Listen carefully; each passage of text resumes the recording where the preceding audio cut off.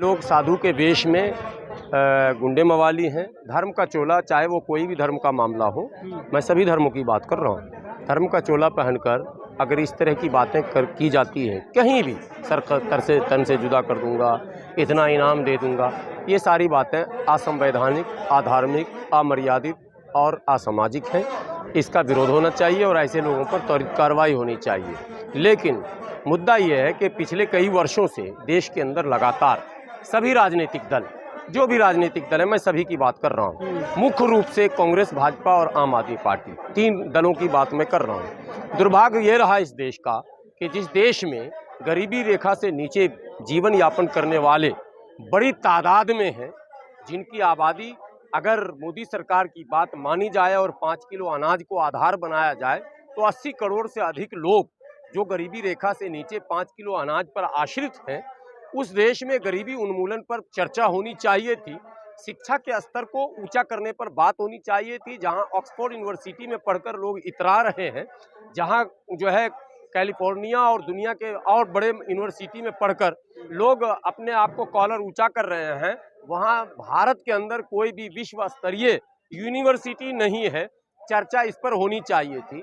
जहां अस्पताल में, स्वास्थ्य के क्षेत्र में दुनिया के कई देशों से हम अभी भी पीछे हैं, तो हमारे यहाँ अनेकों मुद्दे हैं। आपने कहा था 100 स्मार्ट सिटी बनाएंगे, तो स्मार्ट सिटी और स्मार्ट गांव कोई कहीं नजर नहीं आया। आपने रोजगार की जो बात की थी वो भी नहीं दिखी। आपने जितने भी वायदे किए थे गरीबी उन्मूलन के संबंध में, वो सब के सब हवा में रह गए। केजरीवाल सरकार की बात अगर दिल्ली में आप करें और एमसीडी की बात भी कर लें, चूंकि अब एमसीडी का चुनाव भी हो रहा है, केजरीवाल सरकार ने भी जब वो सत्ता में आने से पहले मंच संभाला था, माइक संभाला था, तो यही केजरीवाल जी थे जो बड़े अच्छे अंदाज में भाई साहब, उधर था भाइयों बहनों, बड़े साहब और छोटे साहब, भाई साहब करते थे। वैगन और गाड़ी से ही चलूंगा, मैं गाड़ी बिल्कुल नहीं बदलूंगा, चाहे गाड़ी का पलक जाम हो जाए तो हो जाए, धक्का मार के मैं घर पहुंच जाऊंगा, सिक्योरिटी नहीं लूंगा, मकान नहीं लूंगा, मैं बिल्कुल साधारण रहूंगा जी। आम आदमी की सरकार है जी, इसमें केवल आम आदमी की बात होगी। लेकिन बात यह होने लगी कि सिक्योरिटी के नाम पर और प्रोटेक्शन के नाम पर करोड़ों करोड़ों रुपए वसूले जाने लगे, और वो मंत्री जिस पर अरबों के घोटाले के आरोप में वो जेल में चला भी गया, तो उसका इस्तीफा नहीं मांगा गया, न उसे मंत्रिमंडल से बर्खास्त किया गया। तो मुद्दा ये भी रहा। उसी दिल्ली में केजरीवाल, जिसने रोजी रोटी, पढ़ाई लिखाई, दवाई, कमाई की बात कही थी, इसी दिल्ली में हिंदू और मुस्लिम के नाम पर दंगे करवाए गए और केजरीवाल सरकार दांत खिसोर कर, आंख बंद कर कर उस दंगे का मजा लूटती रही। दंगा प्रभावित क्षेत्रों का दौरा केजरीवाल सरकार ने बहैसियत मुख्यमंत्री के नहीं किया और पीड़ित परिवारों से न मुलाकात की, न कंपनसेशन दिया। यही दिल्ली था जब एक राष्ट्रीय आपदा से पूरी दुनिया घिरी हुई थी, जिसको कोरोना कहा जाता है, उसमें एक षड्यंत्र के तहत तबलीगी जमात और मरकज निजामुद्दीन को टारगेट किया गया और केजरीवाल सरकार दांत निकाल कर प्रेस कॉन्फ्रेंस कर रहे थे, और आदरणीय केजरीवाल, श्री 420 केजरीवाल प्रेस कॉन्फ्रेंस में कहते थे कि आज 5700 इतने पाए गए पॉजिटिव कोरोना, उसमें इतने तबलीगी हैं। अरे भैया, जब उतने तबलीगी थे तो बाकी कौन थे, ये भी तो बता दिए होते। इसका मतलब आपने भी रोजी रोटी से मुद्दा हटाकर धर्म की तरफ मुद्दे को मोड़ दिया। जब आपदा में अवसर खोजने की बात मोदी जी पर आप आरोप लगा रहे थे, आप कहां उससे पीछे रहे, जरा ये बताइए। दुर्भाग्य की बात यह है कि राहुल गांधी से लोगों को जब उम्मीद जगी तो राहुल गांधी भी जनेऊ निकाल कर दिखाने लगे और अपने आप को सबसे बड़ा शिव भक्त बताने लगे और ब्राह्मण बताने लगे। सवाल ये है कि क्या जाति से, विशेष जातियों से होना अनिवार्य है क्या राजनीति के लिए? क्या SC ST OBC और माइनॉरिटी जो है वो राजनीति के मुख्यधारा से कटा रहेगा? रोजी रोटी, पढ़ाई लिखाई, दवाई की बात करना अपराध बन जाएगा? हर व्यक्ति धर्म में नंबर मारने में लगा हुआ है। तो ये एक बड़ा प्रश्न आज भी दिल्ली के अंदर बना हुआ है, और यही कारण है कि धर्म की बात इतनी की गई सारे राजनेताओं के द्वारा कि वातावरण धर्ममय हो गया। अब धर्म गुरु, जिनका काम शांति, प्यार, प्रेम, अमन, भाईचारा और एकता का था, जिनके प्रवचनों में अमृत वचन हुआ करते थे, उनके प्रवचन में अब सर तन से जुदा होने लग गए। उनके प्रवचनों में 50 लाख का इनाम होने लग गया।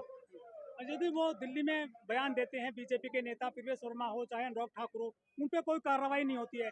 आजम खां पे कार्रवाई हो जाती है, इस बाबा पे भी कार्रवाई नहीं हो रही जो अयोध्या के दिए हैं बयान। बड़ा दुर्भाग्य यह है कि जिस क्षेत्र में ये भाषण दिया गया प्रवेश वर्मा के द्वारा, अन्य नेताओं के द्वारा, जिस क्षेत्र में, उस क्षेत्र का नाम है सुंदर नगरी, जिसकी सुंदरता को नष्ट करने का काम किया गया, वहां के विधायक आदरणीय राजेंद्र पाल गौतम हैं, जो श्री 420 केजरीवाल जी के विधायक हैं।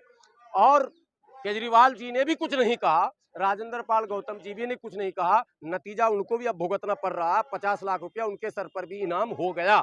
उसी समय अगर राजेंद्र पाल गौतम अपने जनता के साथ, जन समर्थन के साथ मैदान में उतरते, FIR करवाते, विरोध करते और श्री 420 श्री अरविंद केजरीवाल जी भी अगर कुछ बोल लेते तो माना जाता कि लोग लोकतांत्रिक व्यवस्था को बचाने के लिए प्रयासरत हैं।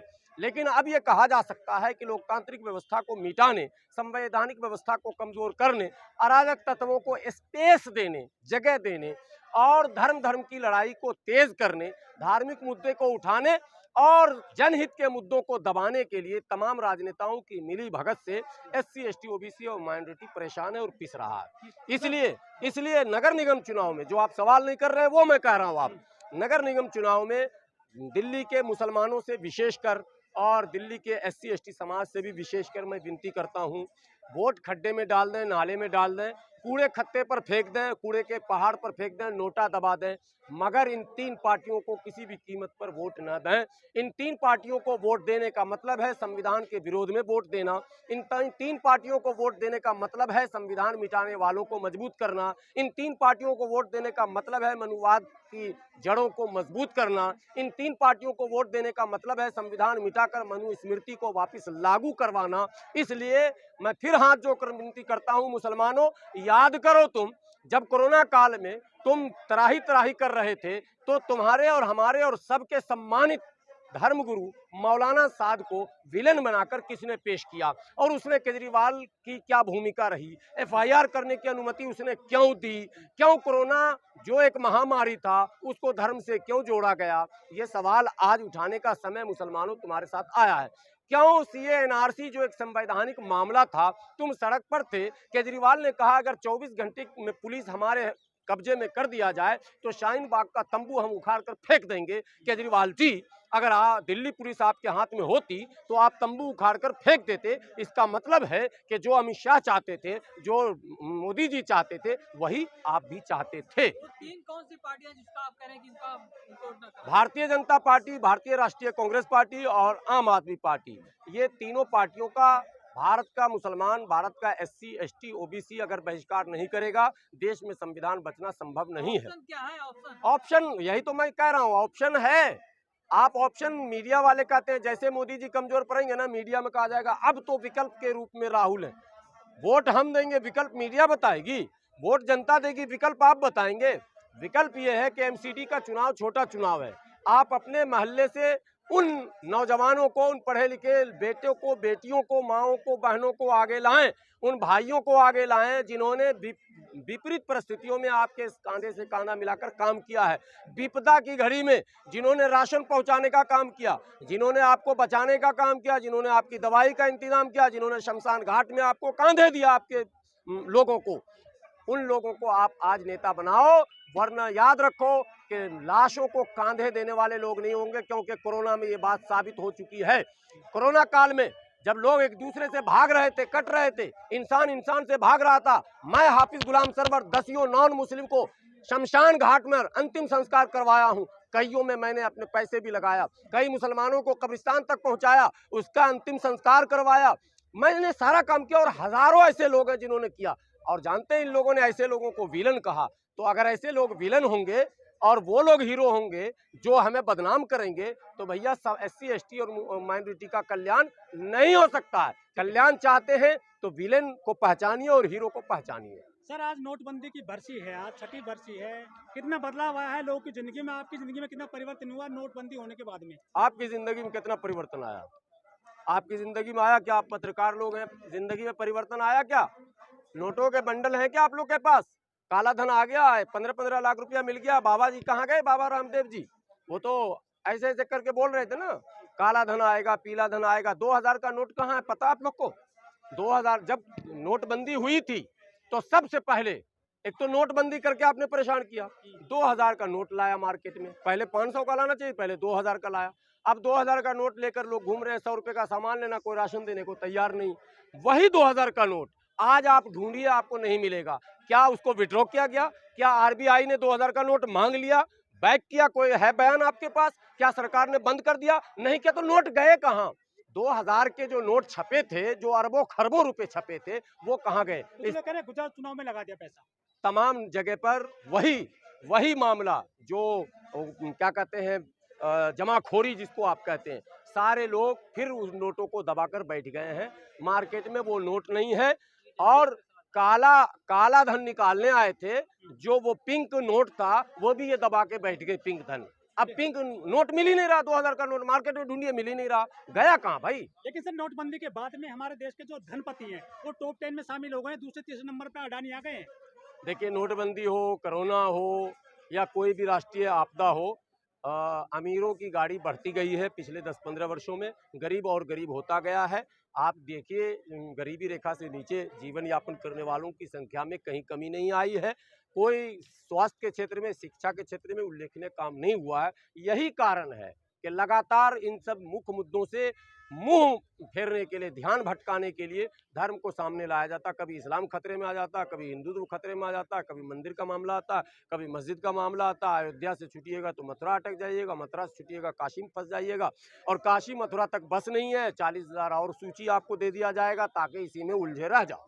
तो ये उलझाने, लटकाने, भटकाने वाली सरकार है, ये विज्ञापन वाली सरकार है। भारत के दलितों, भारत के पिछड़ों, भारत के मुसलमानों, होश में आ जाओ। विज्ञापन देखकर, विज्ञापन मेट्रो स्टेशन पर लाखों करोड़ों का विज्ञापन, बस स्टैंड में लाखों करोड़ों का विज्ञापन, रेलवे स्टेशन पर लाखों करोड़ों का विज्ञापन, फ्लाईओवर पर विज्ञापन और सड़कों के ऊपर विज्ञापन, और गरीब के पेट में दाना नहीं। यही वो भारत है जहां भात भात करते संतोषी मर गई ना।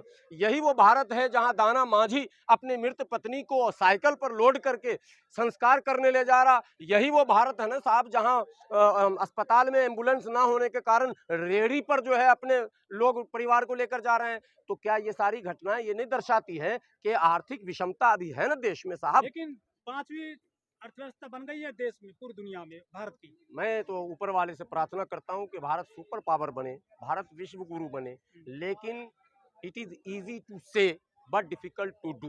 कहना बहुत आसान है। आंकड़ों की दुनिया में जब आप जाएंगे तो आंकड़ों में भी खेल चल रहा है। चैनल वाले के पास अलग आंकड़ा है, मोदी समर्थक लोगों के पास अलग आंकड़ा है, विरोधियों के पास अलग आंकड़ा है, सोशल एक्टिविस्टों के पास अलग आंकड़ा है। ये आंकड़े बन कहां से रहे हैं, कहां से आ रहे हैं? लेकिन मैं तो सीधे 2 आंख की बात करता हूं। ऊपर वाले ने 2 आंख दिया है, हम देख रहे हैं। इसी दिल्ली में हर लाल बत्ती पर, आखिरी बात सुन लेंगे, इसी दिल्ली में, देश की राजधानी है, संपन्न देश है, हर लाल बत्ती पर भीख मांगने वाला खड़ा है। कौन है वो? पाकिस्तानी है, आतंकवादी है, बांग्लादेशी है, भूटानी है, नेपाली है। कहां से आ गया वो भीख मांगने वाला? उसको पकड़ के पुलिस ने कभी पूछा कि तू कहां से आया? सरकार ने कभी उसके विषय में कोई क्या कहते हैं काम किया क्या?